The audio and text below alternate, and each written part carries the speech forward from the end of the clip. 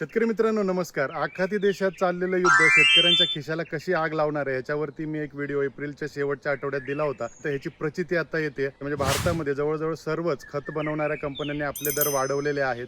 ते दर कसे वाढलेत हे बघा. युरिया आणि DAP जे अनुदानित खत आहे त्यामुळे ह्याचे किमती वाढलेल्या नाहीत. युरिया रुपये 266 50 किलोची बॅग आणि DAP 1350 50 किलोची बॅग. पण MOP जे 0060 आपण म्हणतो ते 1800 रुपयावरून 2000 रुपयावर गेले, म्हणजे 200 रुपयाची वाढ झाली. 20-20-013 हे 1800 रुपयावरून 2250 रुपयांवर गेले, म्हणजे जवळजवळ 450 रुपयाची वाढ आहे. 19-19-19 2000 वरून 2300 रुपये झालेले आहे, म्हणजे 300 रुपयाची वाढ. 10-26-26 1900 वरून 2250 म्हणजे 350 रुपयाची वाढ. 12-32-16 1900 रुपयावरून 2250 ते 2300 रुपये म्हणजे 500 रुपयाची वाढ. 16-16-16 1700 रुपयावरून म्हणजे 2050 रुपये म्हणजे 250 ते 300 रुपयाची वाढ. बऱ्याचशा कंपन्यांची वाढ कमी जास्त असू शकते. खरीपाची पेरणीचा सीझन आता आलेला आहे.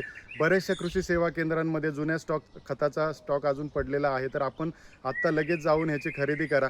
अल निनोचा इफेक्ट आहे वगैरे, पाऊस पडणार नाही असं शक्यतो होणार नाही. पाऊस पडेल आणि आपली पेरणीसुद्धा होईल. पण त्यावेळेला आपल्याला ही खते फार चढ्या दराने मिळतील आणि अगदी मिळतील की नाही याची सुद्धा शाश्वती नाही आहे, कारण टंचाई ही नक्की असणार आहे. तर आपल्या खिशाला खरीपाच्या पेरणीमध्ये आग लागू नये म्हणून आपल्या खताचं नियोजन आत्ताच करून ठेवा.